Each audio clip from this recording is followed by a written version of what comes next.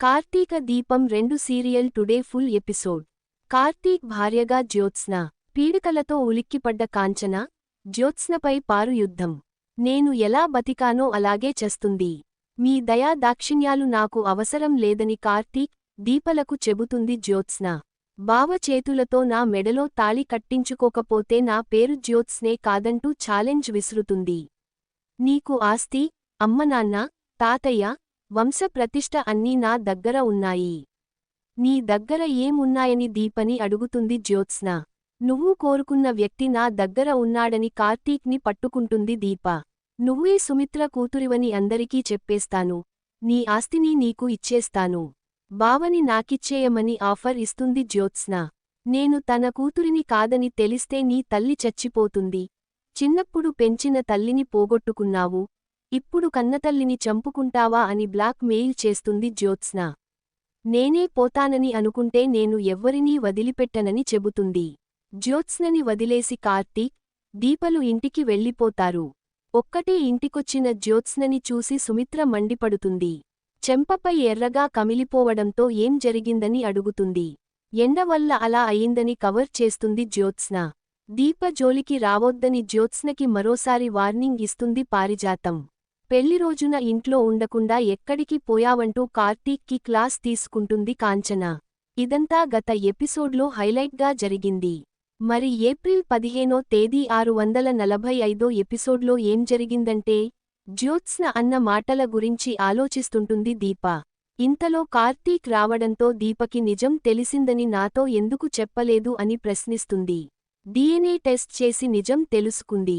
నేను నీ గురించే కాదు, నీ కడుపులో పెరుగుతున్న బిడ్డ గురించి కూడా ఆలోచించాలని అంటాడు కార్తీక్. నిన్ను చంపడానికి కేక్లో విషం కలిపింది అది నేను చూశాను కాబట్టి కేక్ మార్చేశానని చెబుతాడు. నిన్ను చంపాలనుకున్నది నా కోసం కాదని అంటాడు కార్తీక్. జ్యోత్స్నకి ఆస్తి కావాలి, అంతకంటే ముందు నువ్వు కావాలని చెబుతుంది దీప. కార్తీక్ జీవితంలోంచి నువ్వు వెళ్ళిపో అనే మాట నీకు నచ్చిందా అని కార్తీక్ ప్రశ్నిస్తాడు.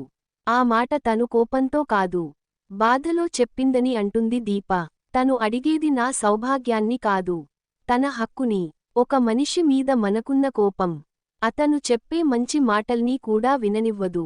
నేను కార్తీక్ భార్యలా కాకుండా ఒక ఆడదానిలా ఆలోచిస్తే జ్యోత్స్న చెప్పే దానిలో తప్పేముందని అంటుంది దీప. ఆ మాటలతో కార్తీక్ షాక్ అవుతాడు. జ్యోత్స్న నన్ను పెళ్లి చేసుకుంటానని చెబుతోంది. ఇలా మాట్లాడుతున్నావేంటి అని మండిపడతాడు.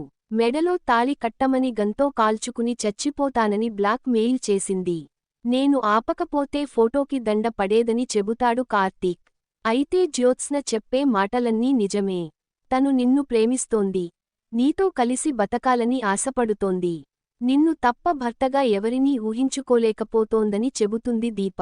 ఆ మాటలతో షాకైన కార్తీక్, నీకు దిష్టి తీయడం కాదు, నిమ్మకాయల దండ వేస్తానని అంటాడు.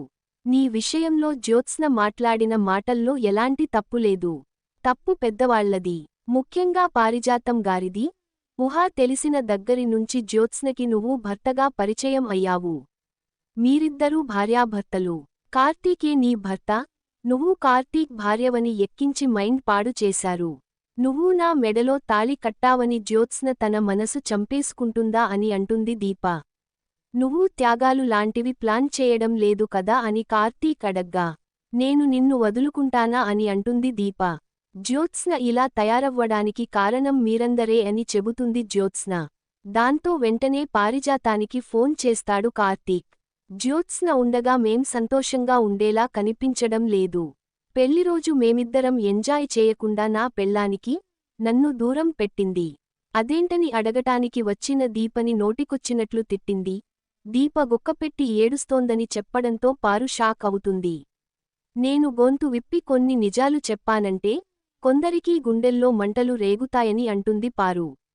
నీ మనవరాలు మా కాపురంలో నిప్పులు పోస్తోందని, అనాథ కాబట్టి దీపని ఏడిపిస్తున్నారని అంటాడు కార్తీక్. దీప అనాథ కాదు, పాయింట్. నేనున్నాను అంటుంది పారు. దీపని జ్యోత్స్న నానామాటలు అన్నది. జ్యోత్స్న ప్రశాంతంగా పడుకుంది. నా భార్య మాత్రం ఆకలితో ఏడుస్తోందని చెబుతాడు కార్తీక్. కష్టాలు పనిమనుషులకు కాదు, ఈసారి యజమానులకు వస్తాయి. జ్యోత్స్నని ప్రశాంతంగా ఉండనివ్వనని చెబుతుంది పారు. దీప ఇలా తయారు కావడానికి పారిజాతం గారే కారణమని నువ్వే చెప్పావు కదా, అందుకే గురువు చేతే పాఠాలు చెప్పిస్తున్నానని అంటాడు కార్తీక్. పారు నిన్నే తన సొంత మనవరాలు అనుకుంటోంది. ఇప్పుడు నేను ఇచ్చిన ట్రీట్మెంట్కి జ్యోత్స్నకి ఈ రాత్రి శివరాత్రే అంటాడు కార్తీక్. పారిజాతం గారు ఏం గొడవ చేస్తారోనని దీప టెన్షన్ పడుతుంది. దీప కొట్టిన చెంప దెబ్బకి మందు రాసుకుంటూ పడుకుంటుంది జ్యోత్స్న. ఇంతలో బెడ్పై పారు కనిపించడంతో జ్యోత్స్న షాక్ అవుతుంది. దీప నుంచి నీకు ఏదో ఇన్ఫర్మేషన్ అందినట్లుంది, ముందు నువ్వు బెడ్ మీద నుంచి వెళ్ళిపో అని వార్నింగ్ ఇస్తుంది జ్యోత్స్న. నువ్వు నాకు గోతులు తీయాలని చూస్తే నువ్వే ఇబ్బందుల్లో పడతావని చెబుతుంది. నేను ఈ కుటుంబానికి మంచి పని చేయబోతున్నానని అని అంటుంది పారు. నువ్వు బావ కలిసి నాకు పెళ్లి సంబంధం తీసుకొస్తున్నారా, దీపని దత్తత తీసుకోబోతున్నావా అని అడుగుతుంది జ్యోత్స్న. రేపు మన ఫ్యామిలీ అంతా కలిసి ఓ చోటికి వెళ్తున్నామని చెబుతుంది పారు. గ్రానీని అడ్డుపెట్టుకుని నన్ను ఆడుకుంటున్నావ్, ఏదో ఒకరోజు నీ చేతిలో నా మెడలో 3 ముళ్ళు వేయించుకుంటానని అనుకుంటుంది జ్యోత్స్న. జ్యోత్స్న మెడలో కార్తీక్ తాళి కట్టినట్లుగా కాంచనకి కల రావడంతో ఆమె ఉలిక్కిపడి లేస్తుంది. ఇంతలో శౌర్య లేచి మంచినీళ్లు ఇవ్వగా గ్లాసు పగిలిపోతుంది.